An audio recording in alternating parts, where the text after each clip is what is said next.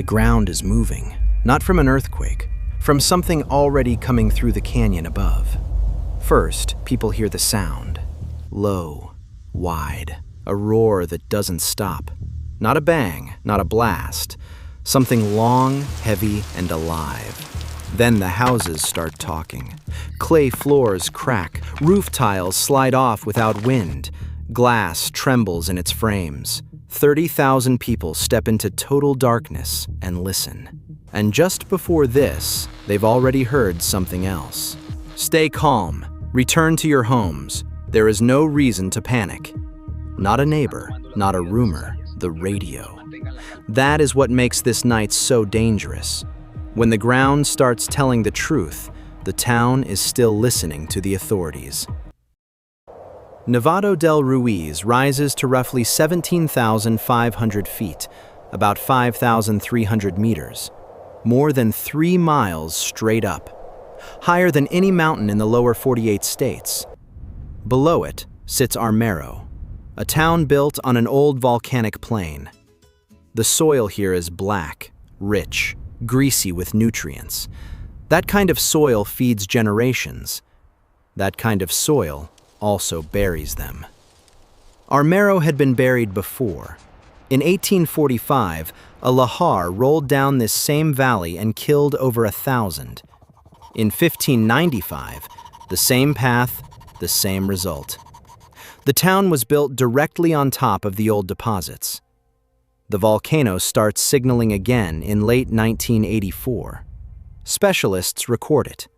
Earthquake swarms, growing fumaroles, ashfall. All of it goes into the reports of geologists and volcanologists. Months before that night, the regional director of civil defense in Caldas, a man named Omar Gomez, pushes to install 5 warning sirens in the valley towns inside the risk zone. 5. Not a national system, not expensive infrastructure, 5 sirens. The answer comes back direct. Don't talk about this, doctor. People will be frightened. The request is denied. When Gomez holds a public briefing in Armero that September, warning the town could be buried, local elites shout him down. Land values, cotton money. By early October 1985, a joint scientific team finishes a hazard map. Armero stands exactly where it should, directly in the maximum lahar risk zone. The map doesn't disappear into a drawer. It gets published in the newspaper, El Espectador, October 8th. But the newspaper's simplified version shades Armero's zone in green. Green, the color every human being reads as safe. The town spends its last 5 weeks alive believing the map is a promise. November 13th. Around 3 in the afternoon, a small eruption begins. Ash falls on Armero. Residents call the authorities. The answer? No immediate danger, just ash. By 5 p.m., officials go on the radio. Stay calm. Return to your homes. There is no reason to panic. A local priest repeats the same message through a loudspeaker. Evacuation is not necessary. He tells one worried resident to enjoy the beautiful show. Armero goes home. Families sit down to dinner, watch television. At 9:09 p.m., the main eruption begins. But down below, it doesn't look like the end. Rain is falling on the town. A storm is raging in the mountains. Communications start breaking apart. People hear a distant rumble, but they can't see what's moving toward them in the dark. And the key thing, they already have an explanation. They've been told all evening, over and over, it's ash, it's not critical. Wait for instructions. So most people don't run. Most people wait. But the summit of Ruiz is covered in glacier ice. And when superheated clouds of gas, ash, and rock sweep across that ice at temperatures above 1,400 degrees Fahrenheit, roughly 750 Celsius, the ice doesn't melt slowly. It turns to water almost instantly. Roughly 10% of the ice cap, gone in minutes. And then the water stops being water. It mixes with ash, rock, soil, and debris. As it descends, the mass gets heavier, thicker, and starts behaving not like a river, but like moving concrete. Millions of cubic yards of mud, stone, and volcanic debris find the oldest path downhill, the canyon of the Lagunillas River. In the narrow stretches of the canyon, the flow surges past 100 feet high. It scrapes the walls clean, rips out trees, drags boulders and chunks of riverbank behind it. In the upper canyon, it moves fast enough to destroy everything it touches. Between the main eruption and the impact on Armero, more than 2 hours pass. On paper, that's time enough to save a city. In a collapsing communication system, it isn't. Around 9:30, field geologists transmit a warning. Eruption confirmed. Valley settlements need immediate evacuation. The message reaches the Regional Civil Defense Center. After that, the chain falls apart. The storm in the highlands takes out power lines. Phones go silent. Radio channels don't respond. The communication network collapses at the exact moment it's needed most. Omar Gomez, the same man who'd been denied 5 sirens, the same man who'd been shouted down in Armero 2 months earlier, personally reaches the radio stations on the western slope at 10:20 p.m. and asks each one to broadcast the warning down the valley. This isn't a system anymore. This is one man against time. At 11:30 p.m., the lahar breaks out of the Lagunillas Canyon. But the mud is not the first thing to arrive. A wave of cool, clear water surges through the streets, displaced river water, shoved forward by the mass behind.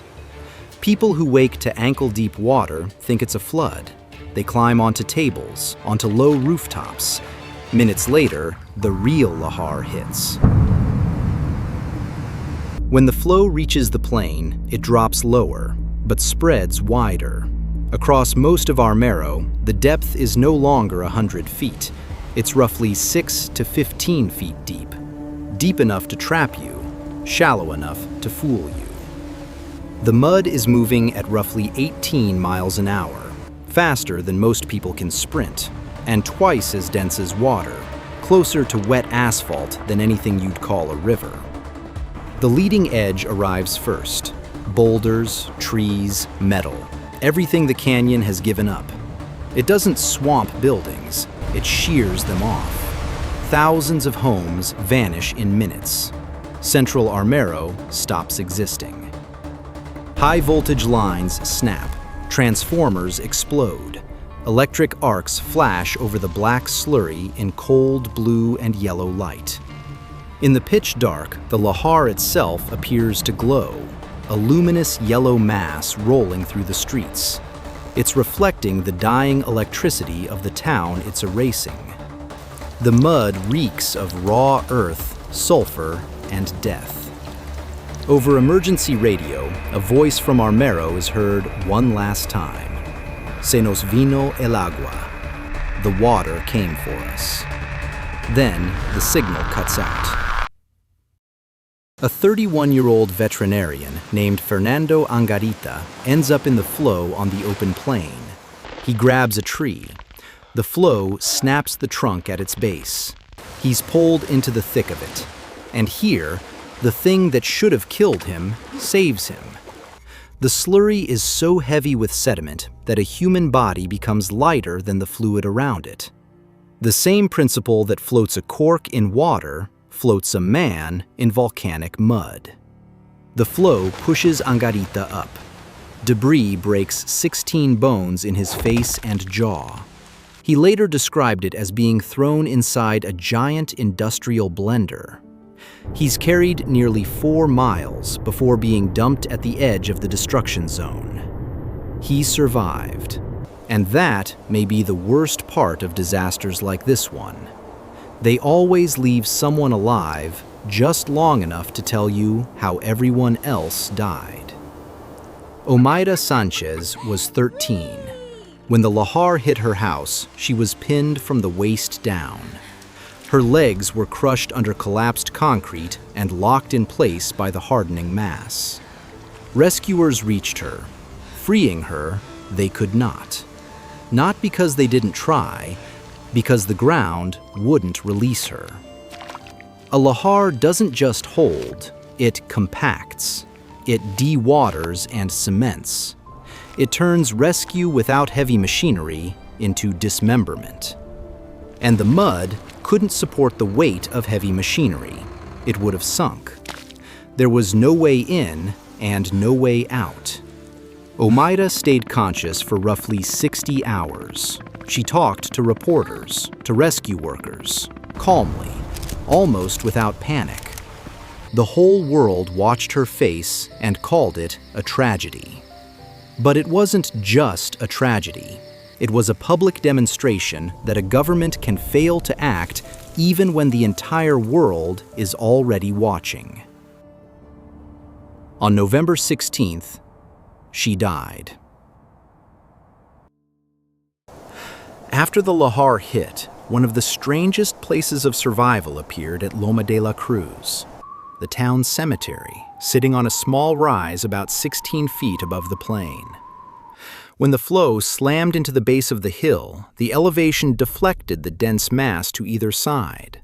Behind it, a pocket formed where the flow's speed dropped to nearly zero. The mud went around the cemetery the way river water goes around a boulder. The next morning, rescue helicopters found hundreds of survivors there, sitting among the graves, still, silent. The dead had sheltered the living. 16 feet of elevation. That was the difference between Armero and the cemetery. Roughly 1 story of height, less than a flight of stairs. And here's the conclusion that's more frightening than the volcano itself. Armero didn't die because nature was unpredictable, not because nobody saw anything, not because there was no time at all. The signals were there. The map was there. The warnings were there. What was missing was the willingness to believe in the worst-case scenario before it became reality. The lahar took 2 hours and 21 minutes to reach the town, time enough to walk every resident to high ground on foot. But for the people below, the disaster didn't begin at 11:30. That is what killed Armero. Not just ice, ash, and mud, but the habit of reassuring people right up to the very end. Because in disasters, what buries people most often isn't the explosion.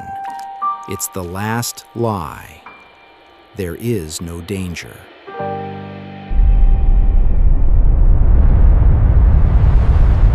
This is Geoclysm.